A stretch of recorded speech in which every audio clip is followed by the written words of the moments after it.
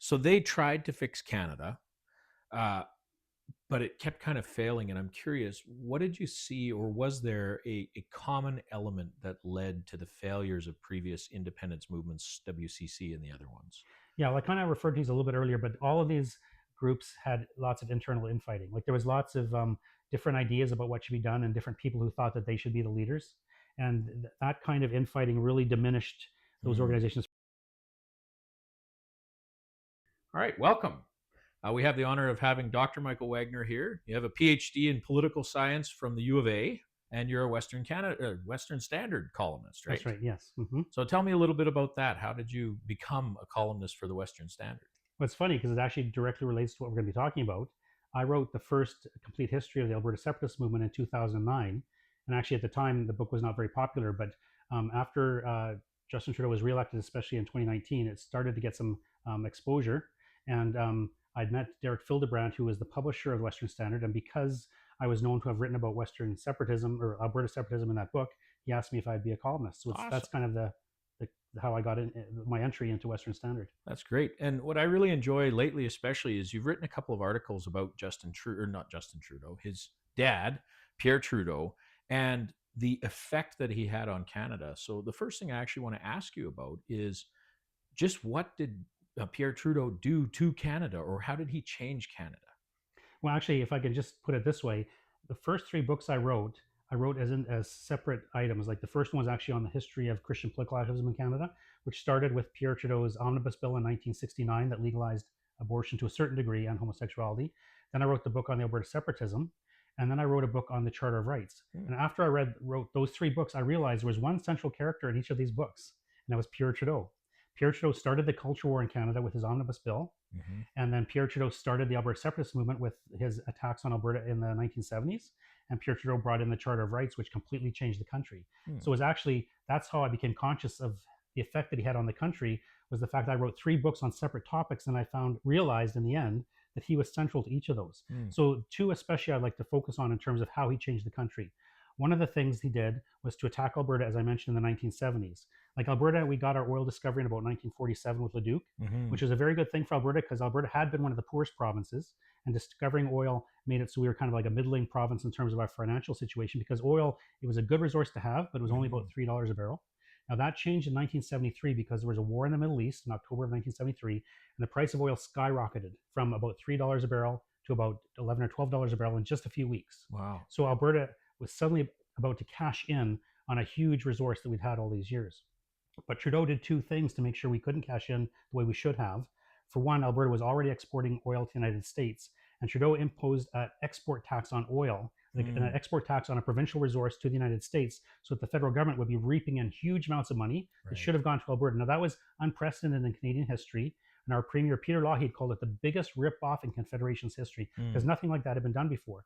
The other thing that Trudeau did was he imposed an artificial price on oil within Canada. So it was like much less than the world price.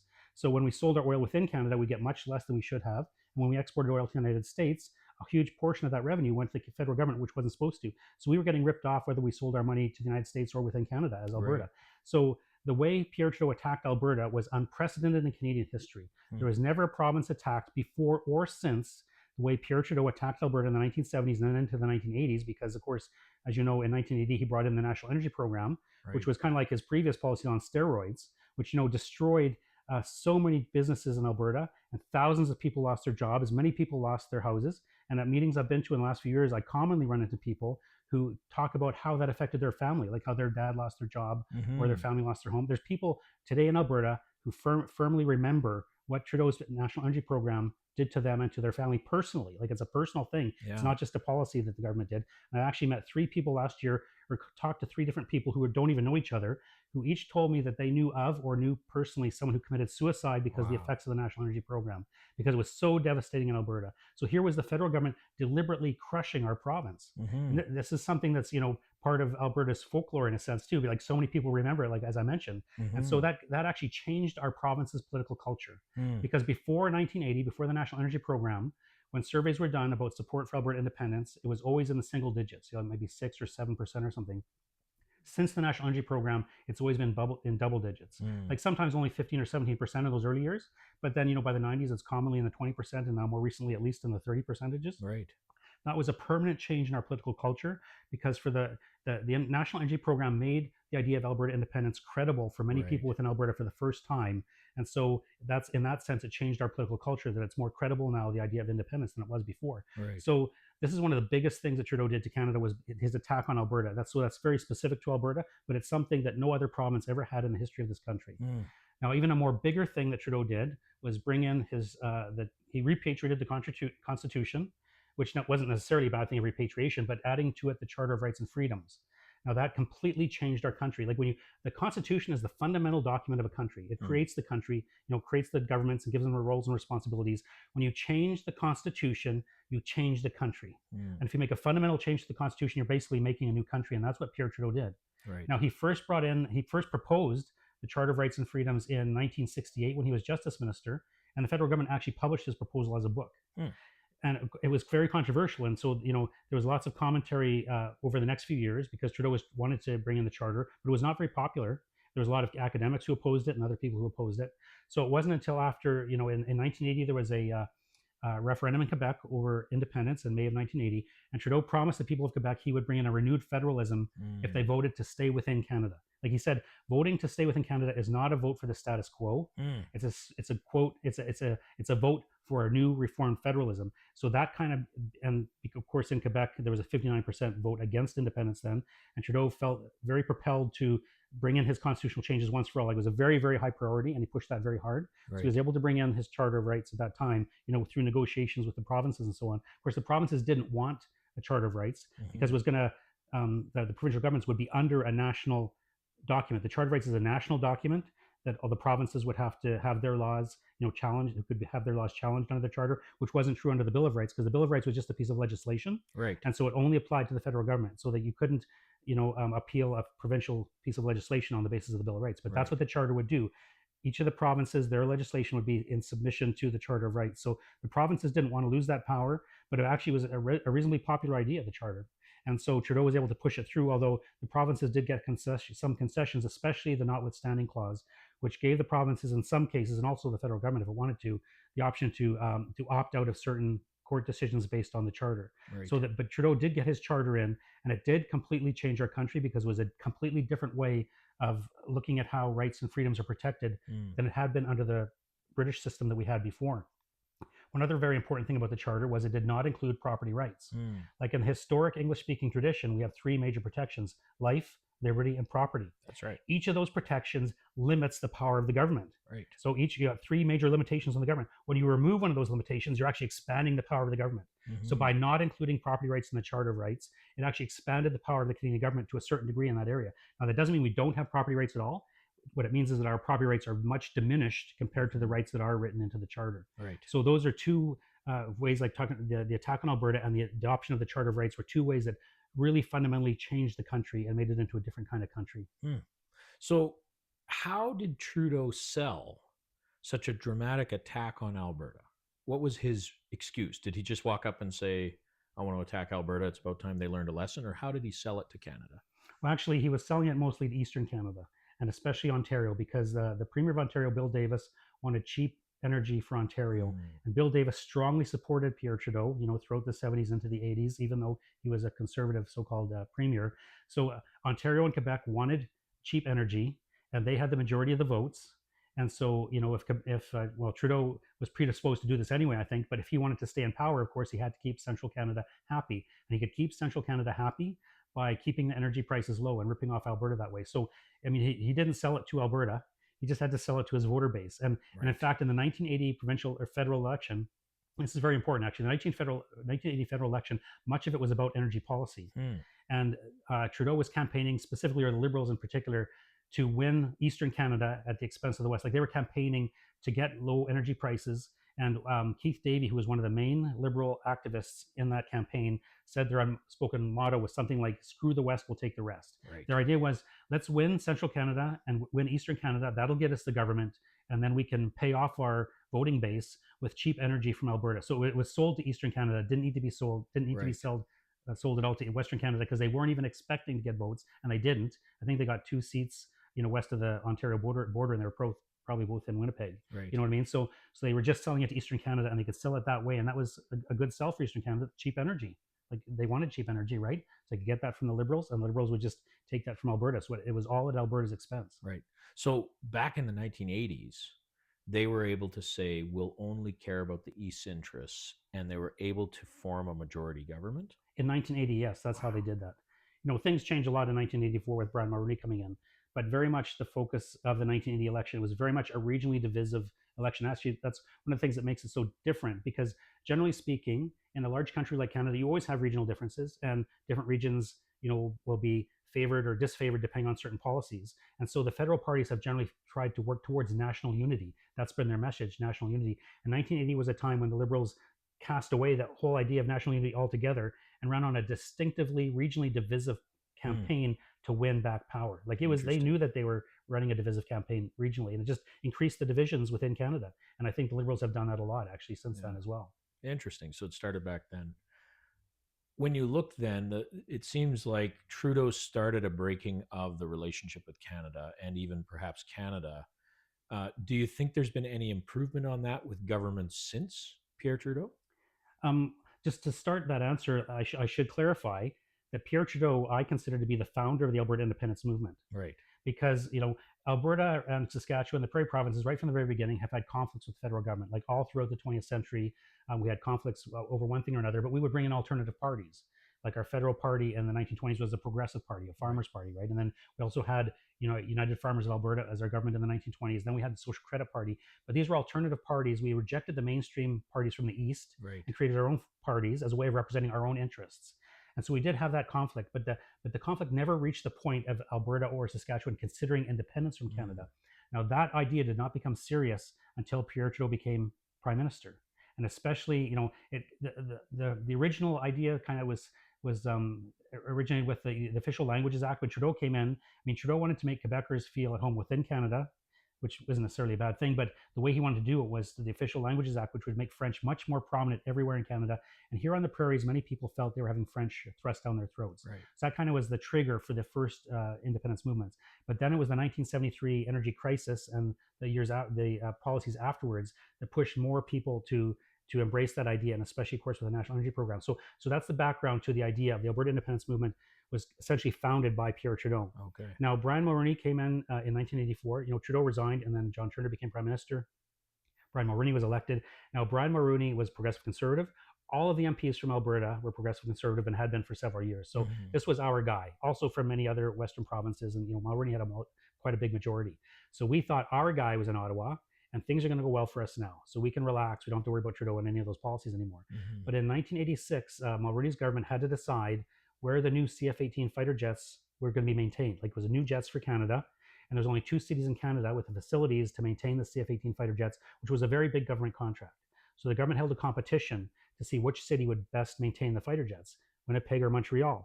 And according to the government's criteria, Winnipeg won the contract. And so Mulroney awarded the contract to Montreal for political reasons, obviously. Now, that wasn't directly against Alberta, but it was very much a triggering event for Westerners in general, especially on the prairie, that we are not being treated equally within Canada. I mean, obviously Winnipeg had won it, and worse than that, Mulroney was our guy. Right. He stabbed us in the back. I mean, it's one thing for Trudeau, whose support base was in the East, to be bad to us, right? But we voted our own guy in to protect our interests, and then he backstabbed us. So that kind of made it even worse. It really accentuated the conflict there. That led to the creation of the Reform Party ultimately. And then, of course, the Reform Party won many, many members of Parliament from Western Canada, especially Alberta.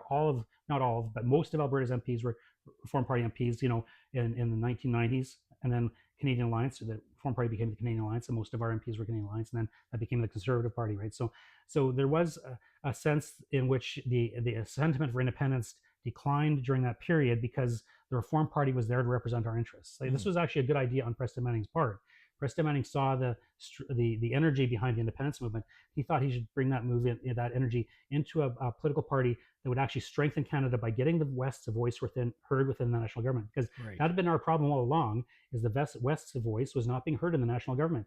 So if we had a party that would represent the West, we'd send members of Parliament to the House of Commons to represent the West's interests, and then our voice could finally be heard. Right. But of course, they were ignored. They were seen as just a regional party, not a national. They didn't have like national interest at heart. Just so they were ignored to that degree. Also, at the same time, and kind of in conjunction with the Reform Party, was a Tripoli Senate movement. Mm. Like right from the early '80s already, there's a proposal to reform Canada's Senate because Canada's Senate, like, it's not elected and it does not represent the provinces, on a regional basis within the Senate. So the proposal was to have a Senate with where the senators were elected. That's one E. They were equal number from each province. That's another E. And they would have effective powers. That's a third E. So a Mm. triple E Senate would enable Western Canada to have its voice heard within the national government, and that would tie the country together rather Right. than trying to break it apart.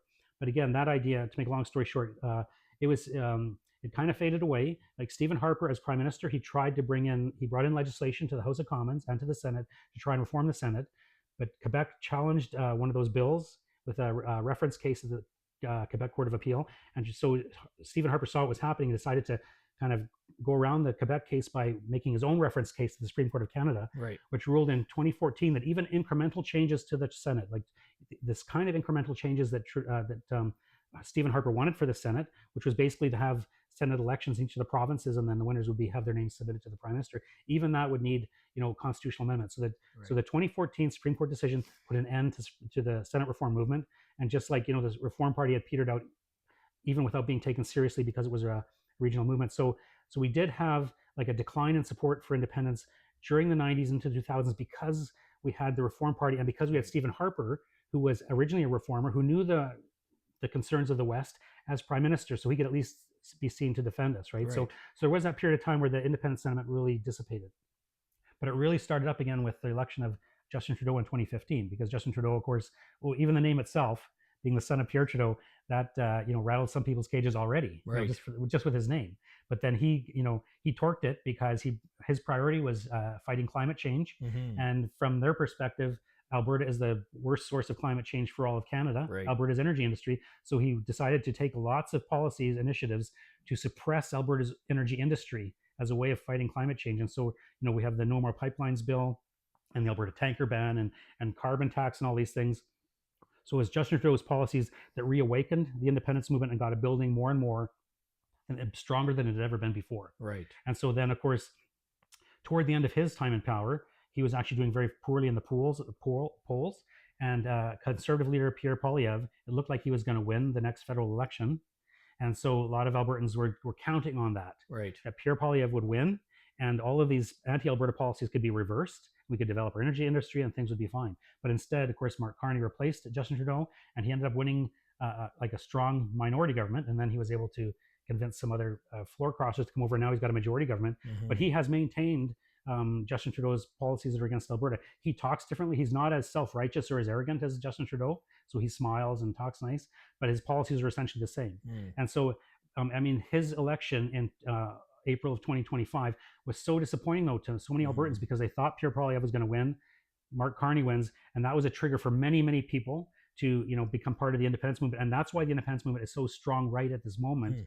partly because of that Mark Carney election. People who thought that Pierre Poilievre would solve the problem were shown that he cannot solve the problem because he couldn't even get elected. Right. And so now we have like the independence movement is stronger right now than it's ever been in Alberta's history. Mm. And we have the petition, the petitions, they believe they have enough signatures already. Yeah. And so we'll find out pretty soon, and then we can have a referendum hopefully in the fall.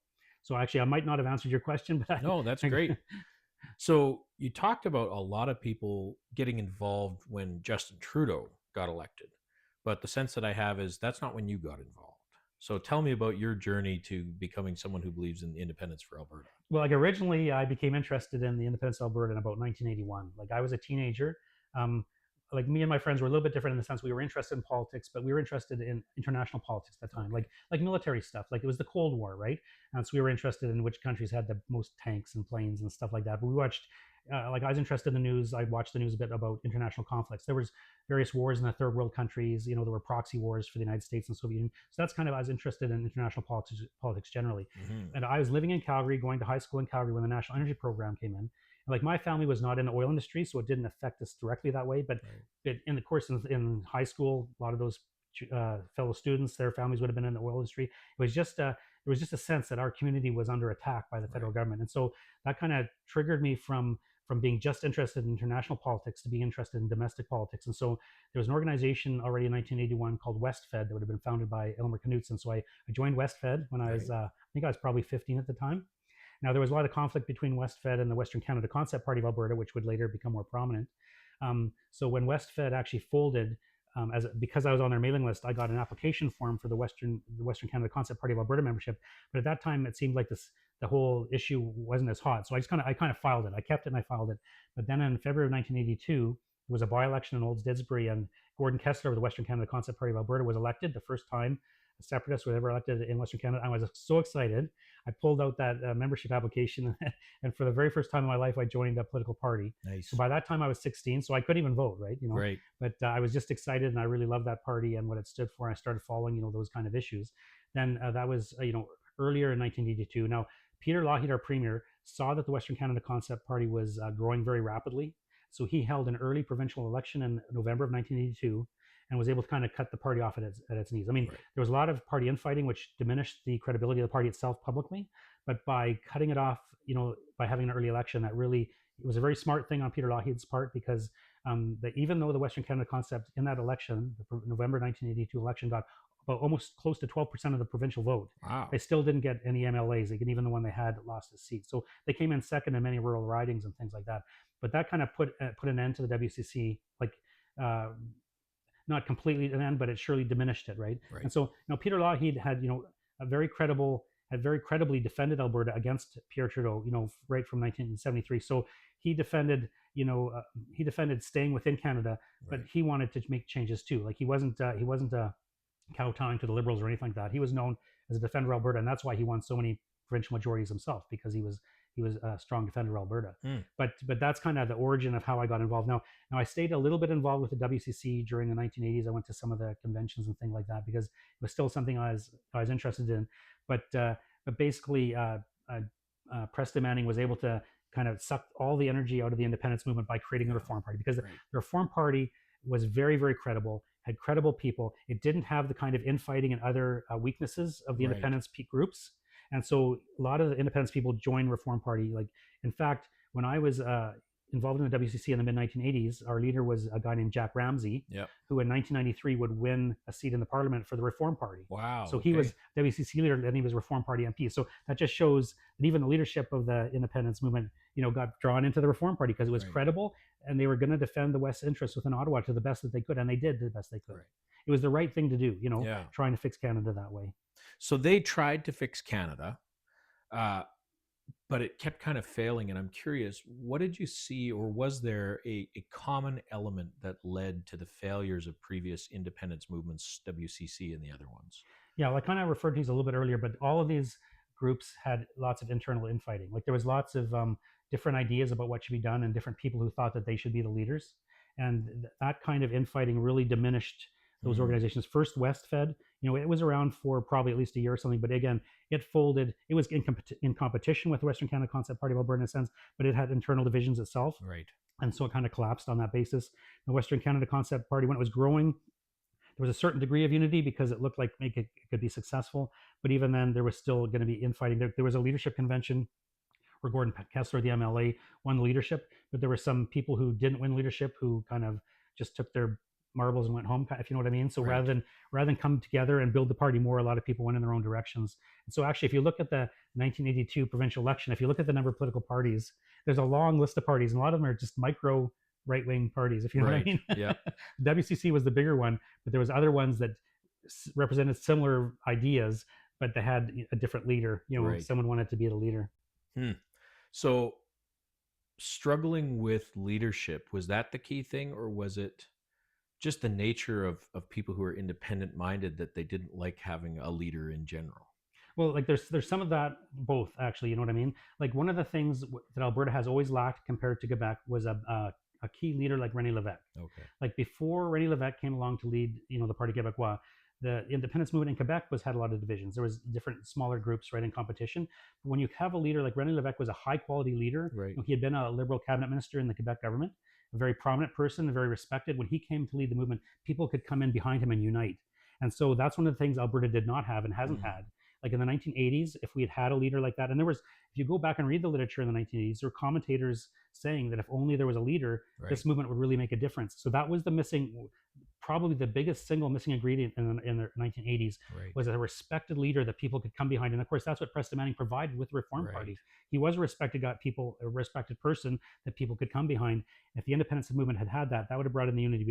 But there is, among conservative-minded people in Alberta, we're independent-minded. That's right. We have our own ideas, and we were willing to stand up for ideas. You know what I Right. mean? And so when you bring people like that together, independent-minded people together, they sometimes end up at loggerheads. Yeah. Yep. And so the part of it is a human nature thing in that sense, right? Like if someone really believes they've got the best idea for the province, and there's another person who believes they've got the best idea, if they don't get along, you have those kind of divisions. So like Right. you say, it's partly a human nature thing, and perhaps for some individuals that might be personal ambition or something like that. I don't know. I don't want to attribute that to certain people, but it's not unusual when you Right. bring people together, and there's certain leaders that some of them have ambitions and stuff and aren't willing to submit their ambitions to the benefit of the movement. Right. So, do you think it's necessary that there should be a leader that kind of rises up out of this petition campaign and the referendum, or do you think having several people doing their own thing is okay? Like they can both work. Like sometimes it's better to have different groups in the sense of there different people are convinced by different arguments in favor of independence. Like I'm Hmm. convinced by the historic argument. I've seen other people who talked about their experience and what convinced them, Right. and what convinced them would not have convinced me, Right. and what convinced me wouldn't have convinced them. So I think there's a benefit in having a multitude of people in the sense with different emphases that can reach a different segment of the population. And so I'm not opposed to that idea of having different leaders and different groups. But on the other hand, like to pull the movement together, it would be good if there was, a single person who could do that. Now, someone I was explaining to someone arguing that we needed a leader, and the person pointed out that the Brexit movement actually was successful without a leader, and it Mm. kind of was like splashing cold water in my face because I never thought of it that way. But it did open the possibility, though, that a movement can succeed without a particular single leader like pulling people together. So Right. it can work that way. But I'm just used to the Rennie Levesque model of doing Yeah. things. You know what I Right. mean? So that's just kind of what that appeals to me more. Right. But we could do it without that, I think. So, with the present day independence movement, what to you would be the line that everybody has to be on the same page around? Is there particular governmental aspects? What is it that you think has to be common among these different groups? Well, like the one key thing is that I think that groups all have to agree that it should be the people of Alberta who decide, and the decision should we stay in Canada or should we become an independent country. Mhm. So that's the key thing. Like I think if we can agree on those things, we have the same goal in mind. Like we won't necessarily have the same outcome in terms of what the structure of the government will look like, Right. but we can decide that later. Like the key thing we have to agree on right now is that Alberta has to have a referendum because it has to be the people that decide. Yeah. It can't be somebody else. It has to be the people that decide. And if the people decide for Alberta to stay in, that we have to accept that, right? But if they decide to leave, that's the key goal, is that we vote to become our own country, and then that's the one key point that we all have to agree on, I think. Yeah. Now, with Renew Alberta, we are emphasizing that we love the values of old Canada, but we do not believe it's possible to stay in Canada as Alberta. We must be independent. Would you agree with that? Oh, absolutely. And actually, this ties in, with what we talked about Trudeau before, the particular details I didn't mention. There's a way of looking at Canada as two different countries: the pre-Trudeau and post-Trudeau Canada. And actually, this is an idea that was introduced to me by Ted Byfield in his writing. Ted Byfield, who was the founder and editor of Alberta Report magazine, which from 1973 until 2003 was one of the most influential media pieces in all of Alberta. Like during the 80s, especially, it was very, very well known with tens of thousands of readers. Ted Byfield was very important. He was a very important commentator on Alberta politics. Mm. And he actually was originally from Toronto, but he moved to Alberta and became a very fervent Alberta patriot. And he talked about how growing up in Toronto, Canada, and back in those days, that'd be like the 30s or the 40s, we still saw ourselves as like a British type of country. Right. And our flag was, the Union Jack, or the red ensign, which had the Union Jack up in the corner. Right. Of course, the Union Jack is comprised of three crosses: the Cross of St. George of England, the Cross of St. Andrew of Scotland, and the Cross of St. Patrick of Ireland. So it's an explicitly Christian emblem, actually. Right. But that was a representation for our country.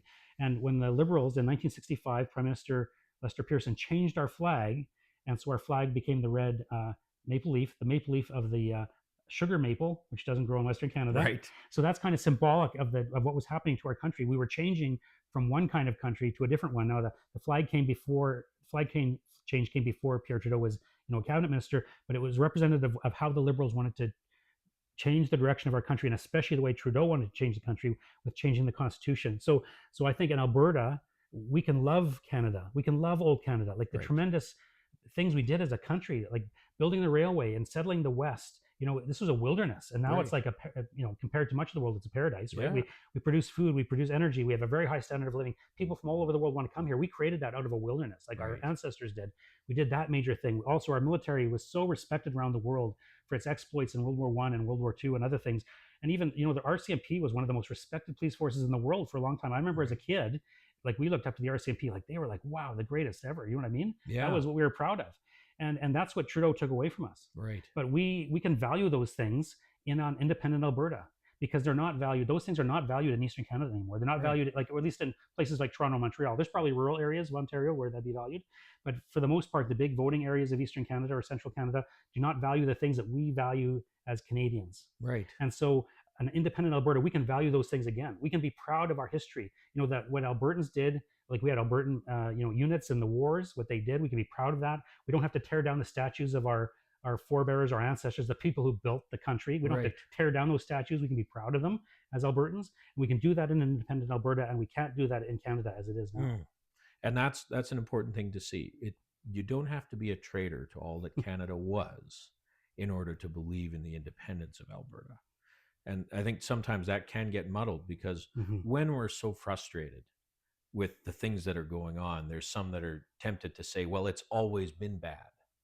But, as you say, we can point to times when it was good. Yes, absolutely. In fact, you know, if you look at Canada in the 20th century, what country in the world was better than Canada? Mm. Like in terms of our standard of living, in terms of our respect, in terms of our work ethic, what country was better than Canada in the 20th century, like before Trudeau? Hmm. Like realistically, like there was no country that had more freedoms. There was That's right. countries that have comparable freedoms.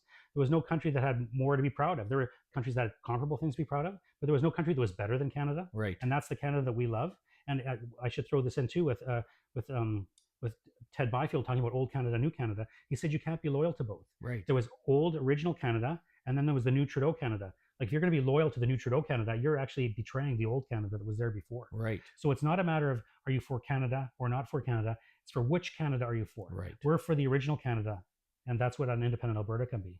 That's awesome. So, just as we're wrapping up here, if you want to define what the new Alberta holding to old Canada should value above all, what we should take from old Canada, what would you say your top maybe 3 ideas would be that you'd want to bring back or restore or renew in Alberta?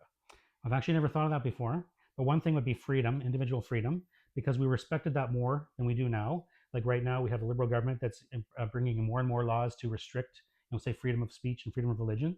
We didn't have those kind of restrictions before in that sense. So freedom would be one. I think like a more free enterprise type system. We were very much a more free enterprise community before that. Right. Like again, with Pierre Trudeau, the Liberal Party used to be, not a left-wing party. And that changed a lot, especially under Pierre Trudeau. He wanted it to be a left-wing party. So Right. back before Pierre Trudeau, you can often find federal and even provincial Liberal leaders in different provinces who are for free enterprise. And then Trudeau wanted to make Liberal Party more like a socialist type party. Right. So it'd be a free enterprise rather than socialism. And then for me personally, I would really emphasize traditional values. Like Canada was built on traditional Christian values, the traditional family, and those kinds of things. I think an independent Alberta can return to those values as well. That's awesome. And it's so important to see that we were built on values. We had beliefs, we had common things that as Canadians we stood for. And I love to say it was more than maple syrup and hockey back then. And it seems like that's been lost. Actually, can I just throw in here too, in terms of history, is in Alberta in particular, from 1935 until 1968, we had 2 premiers, both of which were radio evangelists at the same time as they were premiers. That's right. They were very public Christians, and everybody knew what they were. They were public Christians. They spoke of it publicly. Everybody knew that, and they both won all of their elections. Like Ernest Manning, who was Alberta's longest-serving premier, never lost an election, and everybody knew where he stood on religion and politics and so on. Right. He would get massive majorities every time, and he ended up retiring because he wanted to move on, but he never lost an election.